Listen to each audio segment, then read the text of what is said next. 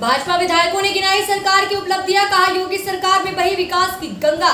प्रदेश में योगी आदित्यनाथ सरकार ने अपने 4.5 साल पूरे कर लिए हैं। अगला विधानसभा चुनाव नजदीक है। ऐसे में इन 4 साल की उपलब्धियां चुनाव की दिशा निर्धारित करने वाली साबित होंगी। सरकार के जनप्रतिनिधियों का दावा है कि बीते 4.5 साल में योगी सरकार ने विकास की ऐसी गंगा बहाई है जो बीते 70 वर्ष में नहीं बह सकी। उनके अनुसार प्रदेश का चहुमुखी विकास हुआ है। शिक्षा, स्वास्थ्य, सड़क, उद्योग आदि के क्षेत्र में हुए चुनाव में भाजपा के लिए मील का पत्थर साबित होंगे। सोमवार को इसे लेकर गोरखपुर नगर, गोरखपुर ग्रामीण और पिपराइच विधानसभा क्षेत्र के विधायकों से, संवाददाताओं से बातचीत की और सरकार से पिछले 4.5 साल की उपलब्धियां गिनाई। गुजरात से ओवैसी ने साधा सीएम योगी पर निशाना, कहा आपको अब्बाजान की जगह पिताजी कहना चाहिए। अगले साल होने वाले विधानसभा चुनाव को लेकर यूपी की सियासत में अब्बाजान पॉलिटिक्स की एंट्री हो गई है। दरअसल सीएम योगी के एक बयान से यूपी की राजनीति में अब्बाजान शब्द की एंट्री हुई है। अब इसका इस्तेमाल सांप्रदायिकता के लिए किया जा रहा है। सोमवार को एआईएम चीफ असदुद्दीन ओवैसी गुजरात पहुंचे, जहां उन्होंने गुजरात में विधानसभा चुनाव लड़ने का ऐलान किया। अहमदाबाद में एक प्रेस कॉन्फ्रेंस के दौरान उन्होंने सीएम योगी पर निशाना साधा। उन्होंने कहा कि यूपी के सीएम योगी आदित्यनाथ आखिर अब्बाजान शब्द का इस्तेमाल क्यों करते हैं, उन्हें इसकी बजाय पिताजी कहना चाहिए। मेरठ में भाजपा प्रदेश उपाध्यक्ष का बड़ा बयान, बोले 2022 के चुनाव में विपक्ष होगा चित, भाजपा की बनेगी सरकार। उत्तर प्रदेश भाजपा के प्रदेश उपाध्यक्ष अरविंद शर्मा का सिवाया टोल प्लाजा पर भाजपा नेताओं ने फूलमाला पहनाकर जोरदार स्वागत किया। सोमवार को प्रदेश उपाध्यक्ष दिल्ली से हरिद्वार जा रहे थे, जहां कार्यकर्ताओं को संबोधित करते हुए उन्होंने कहा कि आने वाले 2022 के विधानसभा चुनाव में सारा विपक्ष चित हो जाएगा। 350 सीटों से अधिक पाकर भाजपा की सरकार बनेगी। योगी सरकार ने जो प्रदेश में विकास कार्य किए हैं उसका लाभ जन जन तक पहुंचाएगा। सीएम योगी आदित्यनाथ ने दी 445 करोड़ की योजनाओं की सौगात, बोले सरकार ने पस्त किए माफिया के हौसले। 2 दिन के पूर्वांचल दौरे पर आए मुख्यमंत्री योगी आदित्यनाथ ने पूर्व की सरकार को वंशवादी, जातिवादी, परिवारवादी व स्वार्थी बताते हुए कहा है कि यहाँ माफिया ने लोगों की जमीनें कब्जा कर रखी थी। 4.5 वर्षों में प्रदेश सरकार ने गुंडों के हौसले पस्त कर दिए हैं। अवैध निर्माण पर बुलडोजर चलाए गए। सपा सरकार में गरीबों का राशन लूटा गया तो बसपा में बहन जी के हाथी का पेट इतना बड़ा था कि वह उसे भरने में ही लगी रही। पहले की सरकारों ने उत्तर प्रदेश को दंगाग्रस्त प्रदेश बनाने के साथ ही आर्थिक रूप से कमजोर कर दिया है। भाजपा सरकार ने हर क्षेत्र में विकास कार्य किया और दंगा, छेड़खानी जैसी घटनाओं पर रोक लगाकर प्रदेश को उत्तम प्रदेश बनाया। पूर्व सांसद का दावा, हमारे विधायकों पर दावा कर रहे नेता खुद बीजेपी में आने को बेताब, सपा बसपा पर साधा निशाना। यूपी के हरदोई जिले में गांधी भवन में आयोजित भारतीय जनता पार्टी के प्रबुद्ध सम्मेलन में भाजपा नेता व पूर्व सांसद नरेश अग्रवाल ने सपा, बसपा और कांग्रेस पर जमकर निशाना साधा।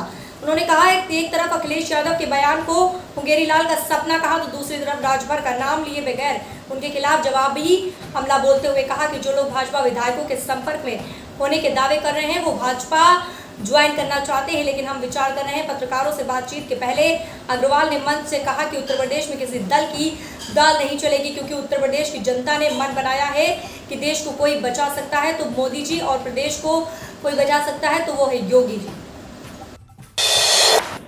कांग्रेस नेता का यूपी सरकार पर हमला, कहा बीजेपी नेता महिलाओं की इज्जत की नीलामी करते रहे और योगी जी क्लीन चिट देते रहे। निर्मल राजपूत, मथुरा, योगी सरकार यूपी में 4.5 साल पूरा करने पर अपनी उपलब्धियों को गिना रही है। मुख्यमंत्री से लेकर कैबिनेट मंत्री और विधायक सभी सरकार की उपलब्धियों को लोगों को बता रहे हैं। वहीं विपक्ष ने यूपी सरकार पर सवाल उठाए हैं। कांग्रेस के पूर्व विधानमंडल के नेता एवं पूर्व विधायक प्रदीप माथुर ने कहा है कि इन 4.5 सालों में विकास तो नहीं हुआ, लेकिन योगी के नेता महिलाओं की इज्जत की नीलामी करते रहे और योगी जी उन्हें क्लीन चिट देते रहे।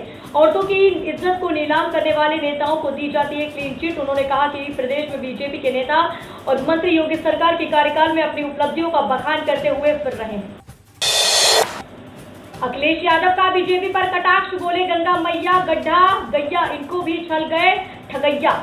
उत्तर प्रदेश में 2022 में चुनाव हो रहे हैं। ऐसे में समाजवादी पार्टी के अध्यक्ष और पूर्व CM Akhilesh Yadav active mode में नजर आ रहे हैं। इस कड़ी में सोमवार को एक ट्वीट कर बीजेपी पर कटाक्ष किया है। अखिलेश ने गंगा नदी की सफाई, सड़कों पर गड्ढे और गौवंश को लेकर सीधा हमला बोला है। अखिलेश ने तंज कसते हुए लिखा है गंगा मैया गड्ढा गैया, इनको भी छल गए ठगैया।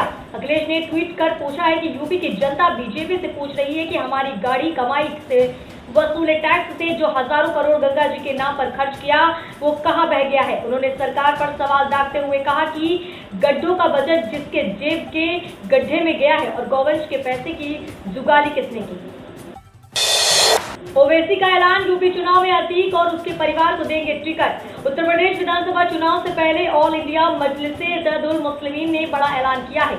एआईएमआईएम चीफ असदुद्दीन ओवैसी ने कहा कि उनकी पार्टी उत्तर प्रदेश की 100 सीटों पर चुनाव लड़ेगी। इसके साथ ही उन्होंने यह भी कहा कि उनकी पार्टी अतीक अहमद और उनके परिवार को भी टिकट देगी। ओवैसी ने कहा कि अतीक होने से कोई अपराधी नहीं हो जाता। उन्होंने यह भी आरोप लगाया है कि उनको अतीक से नहीं मिलने दिया गया। आपको बता दें, ओवैसी ने ये बयान न्यूज नेशन के साथ खास बातचीत में दिया। योगी फोबिया से पीड़ित है विपक्षी शुतुरमुर्ग की तरह बीएसपी और कांग्रेस की हालत भाजपा। यूपी भाजपा अध्यक्ष स्वतंत्र देव सिंह ने कहा कि उत्तर प्रदेश में विपक्षी योगी फोबिया से पीड़ित है। उन्होंने कहा कि सपा, बसपा और कांग्रेस की हालत एक शुतुरमुर्ग की तरह है, जिन्होंने अपने सिर रेत में दबा लिया है और राज्य का सर्वांगीण विकास नहीं देख पा रहे हैं। उन्होंने कहा विपक्षी दलों ने यूपी में राजनीति का आधार खो दिया, सत्ता में लौटने का उनका सपना टूट गया। वे सब झूठे प्रचार से लोगों को गुमराह कर रहे हैं। सिंह ने सपा नेतृत्व को अपराधियों का मसीहा करार दिया है। उन्होंने कहा सपा ने सरकार के खिलाफ बोलने का अधिकार खो दिया। पार्टी केवल इसलिए परेशान है क्योंकि योगी आदित्यनाथ ने माफिया राज के खिलाफ अभियान शुरू कर दिया है। नई हवा है, नई सपा है के साथ नए समीकरण साध रही सपा प्रबुद्ध के बाद अब दलित संवाद। समाजवादी पार्टी के मुखिया अखिलेश यादव ने उत्तर प्रदेश की मीडिया रिपोर्ट के मुताबिक 2022 की चुनावी जंग जीतने के लिए नई हवा है, नई सपा है का नारा दिया है। अखिलेश इस नारे के साथ साथ मुलायम सिंह यादव के एमवाई मुस्लिम यादव और समीकरण की परिभाषा भी बदल दी है। अखिलेश यादव सत्ताधारी भारतीय जनता पार्टी बीजेपी के हार्ड हिंदुत्व के जवाब में सॉफ्ट हिंदुत्व की राह पर चलते भी नजर आ रहे हैं। अखिलेश यादव की नई सपा में बात केवल एमवाई की नहीं बल्कि प्रबुद्ध सम्मेलन और दलित संवाद कार्यक्रमों के जरिए ब्राह्मण और दलितों की भी बात हो रही है।